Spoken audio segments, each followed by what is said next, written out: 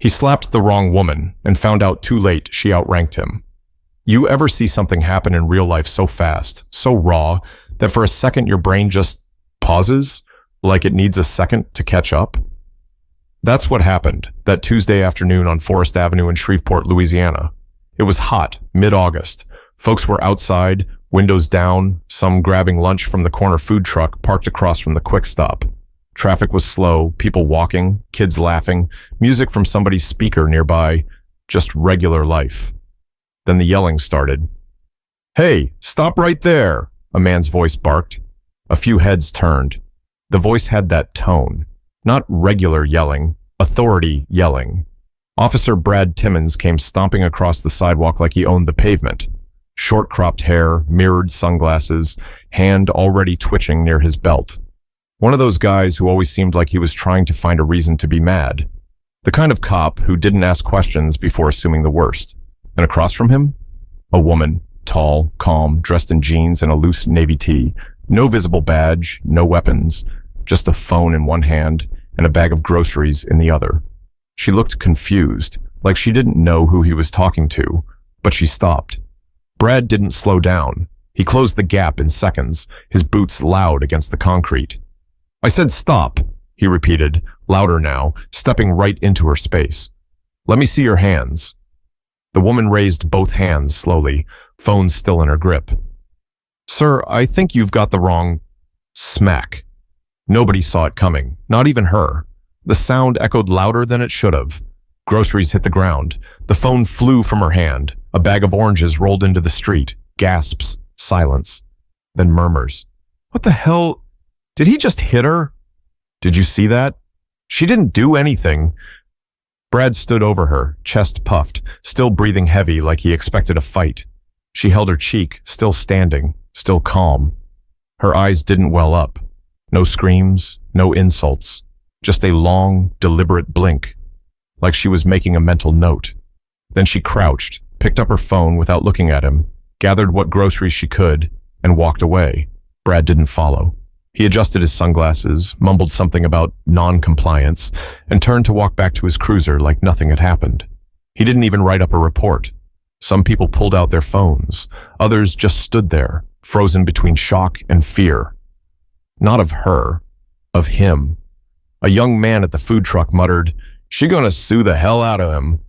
But the older woman beside him said, "Nah, she ain't gonna sue. That woman's about to do something way worse."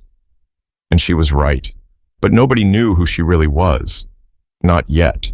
That night, Forest Avenue was still talking. It didn't take long for someone to upload the clip, blurry, shaky, only a few seconds long. But it caught the moment.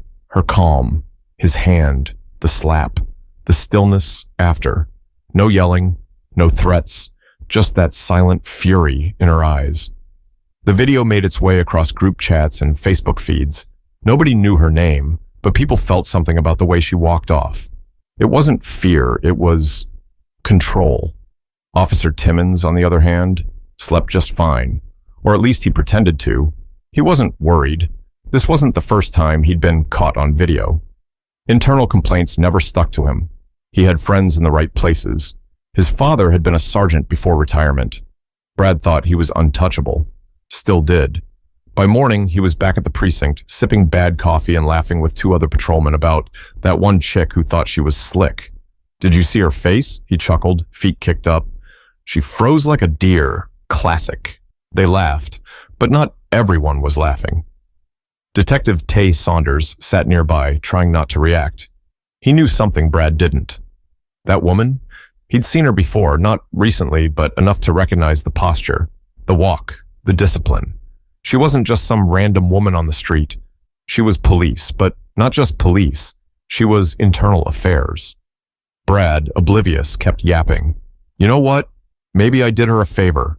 Could have cuffed her, could have taken her in. I let her walk." That's when Captain Denise Harper came in through the glass doors like a gust of wind. Short, no nonsense, always in uniform before sunrise. "Timmons," she called sharply. He straightened. "Yes, ma'am?" She didn't answer, just kept walking. "Briefing room. Now." Brad smirked and followed, still convinced he was in the clear. No adrenaline, no second thoughts. But across the city, in a quiet kitchen in South Highlands, Sergeant Nyla Freeman was pinning her badge to her pressed navy blouse. She wasn't in a rush. Everything about her movements was precise. Her cheek was still slightly red, not from the pain. She barely felt that. It was the principle, the disrespect, and the way people just let it happen, like she was invisible, like her rank didn't matter without a uniform. She took one last look in the mirror, not at the bruise, at her eyes. Then she picked up her file, her keys, and walked out the door. By 8:15 a.m., she was standing in front of the precinct, same place Brad worked. Her badge clipped high, her blazer crisp. She didn't knock. She walked in like she owned the building. Every conversation in the lobby stopped. She didn't yell, didn't announce herself, just moved forward, eyes straight ahead, heading to the internal affairs office like it was any other day. But it wasn't. It was the start of a storm, and Brad had no idea that the woman he slapped had just walked back into his world, fully armed, with the truth. The precinct's energy shifted the second she stepped inside. You could feel it, not in the air, but in the silence that followed her like a shadow. Phones stopped ringing. Conversations paused mid-sentence. Everyone knew that walk. Straight back, slow steps, zero hesitation. Internal affairs. Sergeant Nyla Freeman didn't speak as she entered. She didn't need to. Her presence said everything. A young desk officer, barely 6 months into the job, stood up so fast he nearly knocked over his coffee. "Ma'am, can I help you?" She glanced at his nameplate. "You can tell Captain Harper I'm here." "Yes, ma'am." He fumbled for the phone. By the time the line connected, the captain was already stepping out of her office, her heels echoing down the corridor. "Freeman," she said, voice level. "I saw the video." Nyla nodded once. "We need to talk." They disappeared into the captain's office without another word. Meanwhile, across the station, Brad Timmons was gearing up for patrol, still full of swagger, still running his mouth. He hadn't seen her yet. He was leaning against the locker, cracking jokes with Officer Jalen Ruiz, who didn't laugh once. Jalen just stared at him. "You good?" Brad asked. Ruiz hesitated. "You don't know, do you?" Brad raised an eyebrow. "Know what?" Before he could get an answer, Captain Harper's voice came through the loudspeaker. "Officer Timmons, report to my office. Now." That wiped the grin off his face. He grabbed his belt and walked out, shoulders squared, confused but not nervous. Not yet. The hallway seemed longer than usual, quiet. The kind of quiet that meant people were watching, just not saying. He opened the captain's door and stepped inside, and that's when it hit him. She was sitting there, not in jeans, not with groceries, not with her phone out. In uniform, rank on display. Paperwork spread in front of her like weapons. His mouth opened, but nothing came out. Captain Harper didn't give him a second to think. "Close the door." He did. She leaned forward. "Officer Timmons, this is Sergeant Nyla Freeman, Internal Affairs." Brad blinked. "Wait, what?" Nyla didn't flinch. "You hit me yesterday." Silence. "You approached without cause," she continued. "You failed to identify yourself, used excessive force, and walked away without a report." She slid a document across the desk. "This is your formal notification of review. You are being investigated for misconduct, excessive use of force, and failure to report an incident involving a civilian, or, in this case, a fellow officer." Brad's face twitched. "Hold on. I didn't know you were—" "That's the problem," Nyla said, sharp and cold. "You didn't ask." Captain Harper looked like she'd aged 5 years since the conversation started. "You will be placed on administrative leave effective immediately, pending the outcome of this investigation." Brad's hands clenched. "I've been on this job for 10 years. "And that's exactly why this should have never happened," Nyla said, standing now, voice calm but firm. "Because someone with your experience should have known better." He stared at her, not angry now, just stunned. The room felt too small, too bright. "How many others, Timmons?" she asked, not breaking eye contact. "How many people did you treat like that and get away with it?" He didn't answer. She didn't wait. She walked out, documents in hand, expression unchanged. The hallway was even quieter than before. Everyone saw her. Everyone knew. And for once, Brad Timmons wasn't the loudest man in the room.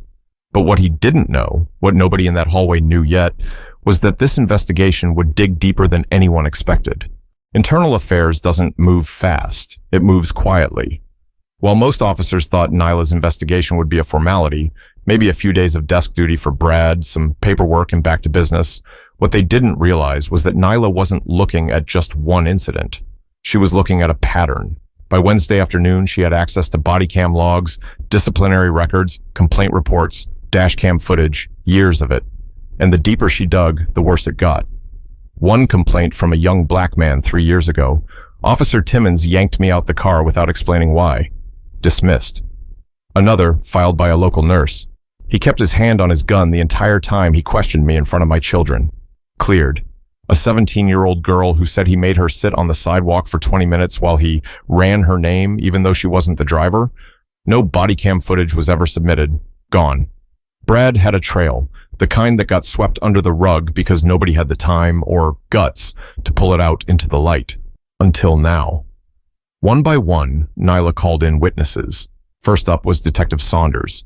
He sat across from her, arms crossed, trying to stay neutral. But he'd seen things. Heard things. You knew, she said simply. I suspected, he replied. But Brad had the right friends, the right timing. You speak up, you get iced out. You know how it works. I do, she said. But we're not letting that stop us anymore. Next came Officer Ruiz, then the nurse, then 2 more civilians. One by one, the pieces came together. Meanwhile, Brad sat in his apartment, pacing. He wasn't allowed back in the precinct. He had no badge, no weapon, just his ego, and a growing sense that this wasn't going to blow over. He tried calling Harper, no response. He texted one of his old training buddies, got left on red. Even his father, retired Sergeant Walter Timmons, told him flatly, you should have kept your hands to yourself. The walls were closing in. By Friday, the internal report Nyla had started was over 30 pages long, but she wasn't stopping there. She called in Lieutenant Grace Hollow from Baton Rouge, a no-nonsense IA veteran with a history of taking down dirty cops from the inside. Together, they reviewed the use of force logs. Brad had been flagged 6 times in the past 2 years alone. 6. How had nobody acted? Simple. People got comfortable. Comfortable with looking the other way. Comfortable believing that being aggressive meant being effective. That attitude got sold as leadership. But leadership doesn't leave bruises. By now, word had spread across the station. Officers who once laughed at Brad's stories started keeping their distance. The silence wasn't just awkward. It was loud. And it was growing. In one of the side offices, a rookie officer leaned toward her partner and whispered, "You think she'll actually get him fired?" Her partner shook his head. She's not just trying to fire him. She's about to gut this whole place. But what they didn't know yet was that the most damning piece of evidence hadn't even surfaced. Not yet. It was Saturday when the flash drive arrived. No name, no note, just an unmarked envelope slipped under the internal affairs door sometime after hours. Nyla found it early the next morning when she came in to finalize her report. She picked it up, held it for a second, then slid it into her laptop. The folder inside was labeled Locker 38, Timmons. She clicked. It was all there.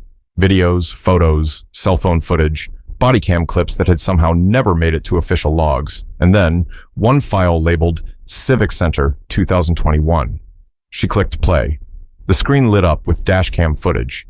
Brad's voice, calm at first, a routine stop, but the tone shifted quickly. Aggression, threats. A teenager's voice trembling, asking to call his mom. Then the sound of something hitting metal, hard.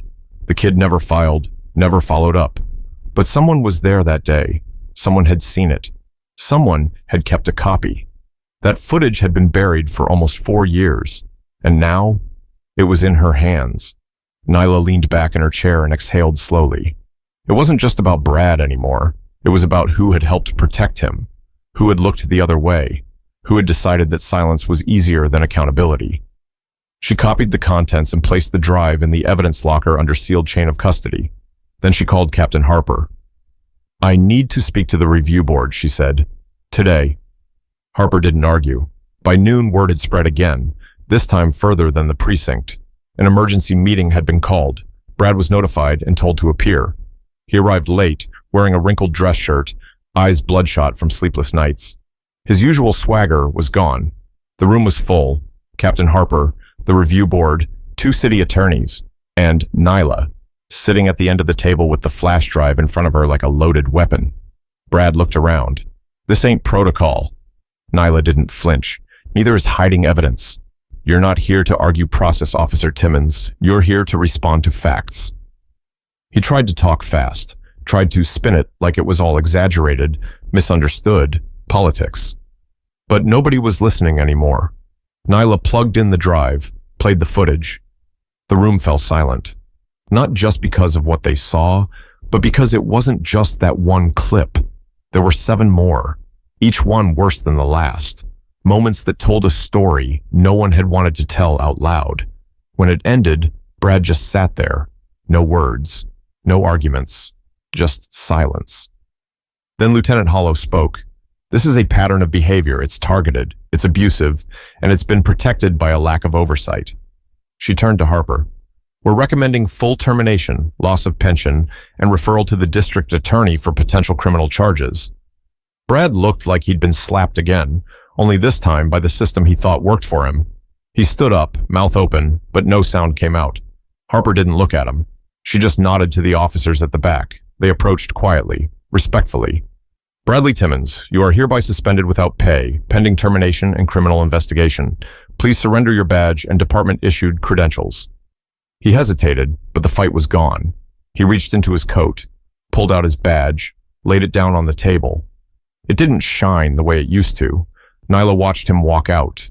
No hate in her eyes, no revenge, just the kind of peace that comes when truth finally speaks louder than fear. But the real change wasn't just in Brad walking out. It was in the officers who stayed behind, realizing that silence is no longer an option. 2 weeks later, the walls of the precinct looked different. Not because of the paint, not because of any announcement, but because of the shift in how people looked at each other. For the first time in years, officers weren't just talking, they were listening, watching what they said, how they said it, thinking twice before brushing something off. The silence that used to protect people like Brad, it cracked. And it cracked because someone had the nerve to walk back in with her badge and remind everyone what the job was supposed to be about. Brad Timmons didn't show up to his termination hearing, his lawyer did, but he couldn't argue against the mountain of evidence. His badge had been revoked, his pension denied, and the district attorney had already opened a formal investigation. Civil suits were likely on the way. Some called it justice. Some called it overdue. Brad called it betrayal.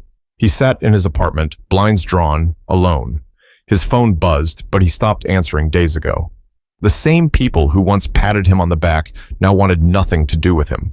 He stared at the TV playing news coverage of the case. His case. Not one person defended him. A knock came at the door. He didn't move at first. Then, reluctantly, he opened it. Captain Denise Harper stood there in plain clothes, not as a captain, just a person. I don't know why you came, he muttered, because I want to be able to look my people in the eye and say I at least tried to say this to your face. He didn't respond. You embarrassed the badge, she said, voice low. And worse, you made it harder for good cops to do their job. Every time you abused your power, you made someone else less safe. And I let you stay too long. Brad swallowed, but still said nothing. Harper turned to leave, then stopped. She gave you mercy when she could have given you war. Think about that. And then she was gone. Back at the precinct, Nyla stood alone in the briefing room. Her case was done, but her mission wasn't. Not even close. She looked over the names of 2 new officers requesting transfers into internal affairs. Young, smart, quiet, but watching everything. She smiled. It wasn't about revenge. It was about reminding the system that people like Brad can only exist when good folks stay silent. She closed the file, then walked outside into the Louisiana sun, her badge glinting in the light. Not because it made her powerful, but because she carried it with purpose. But the real victory wasn't in Brad losing everything. It was in everyone else finally gaining the courage to protect what mattered. Some people wear the badge like a weapon. Others wear it like armor. But the ones who wear it with integrity, they carry the weight, not just of the law, but of every single person who's ever been stepped on overlooked, or silenced. Sergeant Nyla Freeman didn't raise her voice. She didn't throw fists. She walked back through the same doors where she was humiliated, with her head high and her badge clean. Not to destroy, but to rebuild. That's the kind of power that lasts. So the next time someone tells you silence is easier, remember this story. Because real justice doesn't always come in sirens and lawsuits. Sometimes it walks in wearing the same uniform, but with a different heart. If this story made you feel something, anger, hope, recognition, don't scroll past. Speak up, share it. And most of all, remember, respect isn't optional when you wear the badge.